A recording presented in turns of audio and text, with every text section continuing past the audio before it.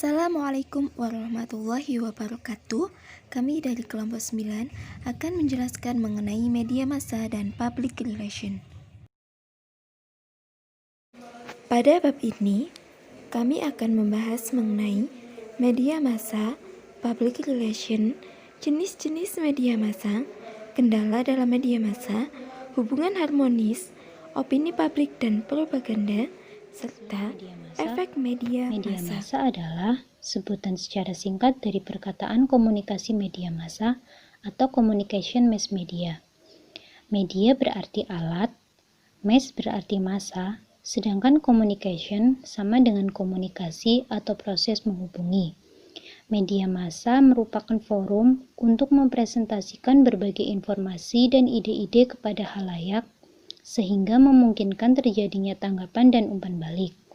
Media massa merupakan channel, media, saluran, sarana, atau alat yang dipergunakan dalam proses komunikasi massa, yakni komunikasi yang diarahkan kepada orang banyak.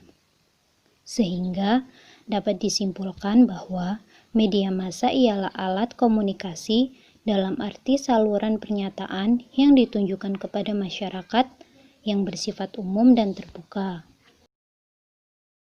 Selanjutnya, ada public relation. Di Indonesia, PR ini diartikan dengan hubungan masyarakat.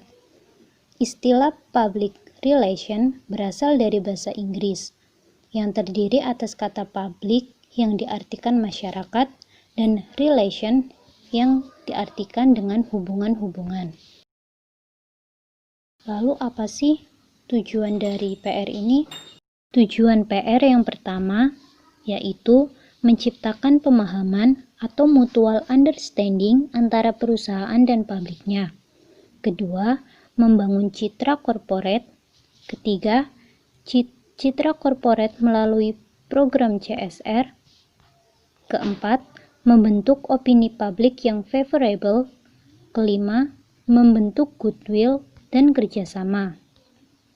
Lalu, secara garis besar, fungsi public relation adalah: pertama, memelihara komunikasi yang harmonis antar perusahaan dengan publiknya atau maintain good communication.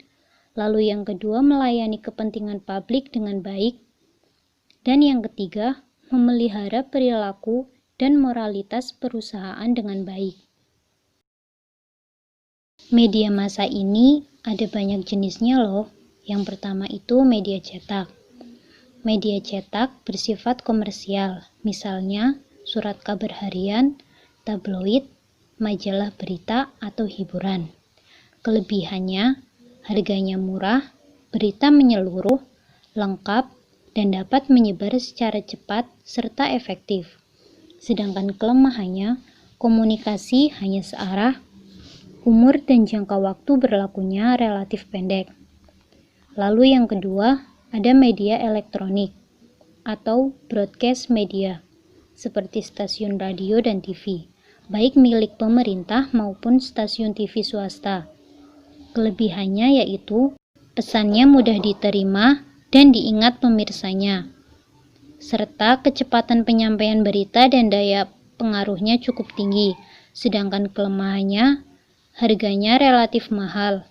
Penyampaian pesannya atau berita tidak menyeluruh karena jam siarannya harus menghemat waktu.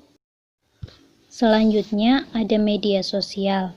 Media sosial hadir dan merubah paradigma berkomunikasi di masyarakat saat ini. Komunikasi tak terbatas ruang, jarak, dan waktu. Bisa dilakukan di mana saja dan kapan saja tanpa harus bertatap muka.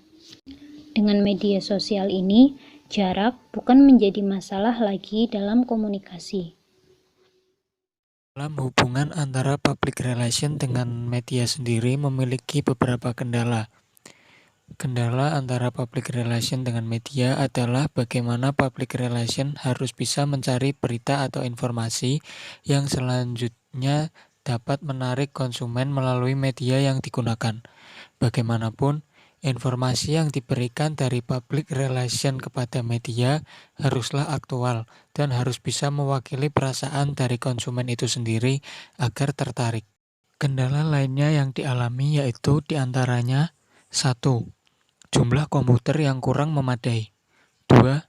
Spesifikasi komputer yang kurang tinggi. 3. Jumlah mesin scanner yang kurang memadai. 4. Jumlah alat peliputan berita atau tape recorder dan kamera DSLR yang kurang memadai. Dan tidak ada mesin fotokopi serta kurangnya staf ahli komputer atau digitalisasi dan jurnalis. Salah satu fungsi humas atau public relation adalah membangun hubungan secara baik antara organisasi dengan publik, baik secara internal maupun eksternal. Demi menjaga keharmonisan hubungan antara media dengan public relation ini, tentunya diperlukan beberapa upaya tertentu dalam pembinaan hubungan pers atau media yang harmonis. Pada dasarnya diantaranya menurut Catlip dan Center tahun 1982 dapat dilakukan upaya sebagai berikut. 1. Saling menghargai antar kedua belah pihak atau mutual appreciation. 2. Saling pengertian tentang peran, fungsi, kewajiban, dan tugas sesuai dengan etika profesinya masing-masing atau mutual understanding.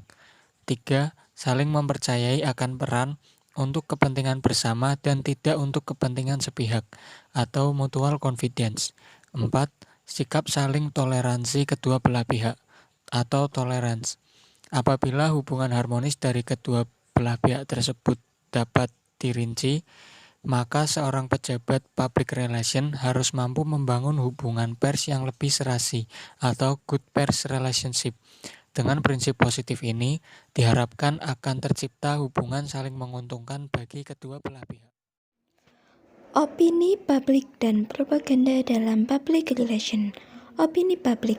Public relation mengemban tugas berat untuk menciptakan opini publik yang menguntungkan bagi perusahaan. Tugas tersebut tidak saja dilakukan kepada publik yang berada di luar lembaga, tetapi juga pihak publiknya melakukan kegiatan terhadap lembaga tersebut, sehingga terjadilah suatu pengertian bersama. Dengan pengertian demikian, kita bisa mengetahui adanya sifat komunikasi dua arah dalam public relation. Dalam proses komunikasinya, public relation tidak hanya menyampaikan informasi, tetapi juga menerima informasi dari publiknya. Opini publik merupakan kelompok yang terorganisir serta menyebar di berbagai tempat dengan disatukan oleh suatu isu tertentu dengan saling mengadakan kontak satu sama lain dan biasanya melalui media massa. Propaganda. Secara umum, propaganda didefinisikan sebagai skema untuk mempropagandakan suatu doktrin atau tindakan kepada seseorang atau sekelompok yang disebarkan melalui kata-kata, suara, iklan komersil, musik, gambar, dan simbol-simbol lainnya. Dari pengertian yang telah diuraikan tersebut, maka dapat dikatakan bahwa propaganda adalah suatu usaha yang sistematis dan terencana yang dilakukan secara berulang-ulang dalam menyebarkan pesan guna memengaruhi seseorang, halayak, atau bangsa untuk mengubah sikap, pandangan, pendapat, dan tingkah laku agar melaksanakan kegiatan tertentu dengan kesadaran sendiri, tanpa paksa atau dipaksa. Dapat diambil beberapa kata kunci dalam pengertian yang telah diuraikan oleh beberapa ahli di atas, yaitu menyebarluaskan, pesan, mempengaruhi, pendapat, tujuan, dan sesuatu yang telah direncanakan. Hubungan opini publik dan propaganda dalam public relation. Hubungan opini publik dengan propaganda sangat erat sekali dan tidak bisa dipisahkan satu sama lain. Laswell pernah mengatakan bahwa propaganda semata-mata adalah kontrol opini. Ini artinya suatu propaganda dilakukan untuk mempengaruhi dan mengontrol opini pihak yang menjadi sasaran propaganda. Misalnya, propagandis mempropagandakan bahwa demi keadilan dan kebenaran, maka mempersiapkan opini terlebih dahulu dan kemudian dilontarkan untuk memengaruhi opini publik. Jika opini publik sudah terbentuk secara baik bahwa memang perlu ditegakkan demokrasi, itu baru kemudian akan terpengaruh pada sikap dan perilaku masyarakatnya. Dengan demikian, opini publik bisa dikatakan menjadi perantara perubahan sikap dan tingkah laku sasaran propagandis. Dengan kata lain, opini publik menjadi alat yang baik dalam mewujudkan propaganda. Propaganda bertujuan untuk mempengaruhi opini publik. Perkembangan selanjutnya, opini publik yang sudah terbentuk untuk mendukung tujuan propaganda itu sendiri. Nah, itu dia penjelasan mengenai media massa dan public relation. Terima kasih. Wassalamualaikum warahmatullahi wabarakatuh.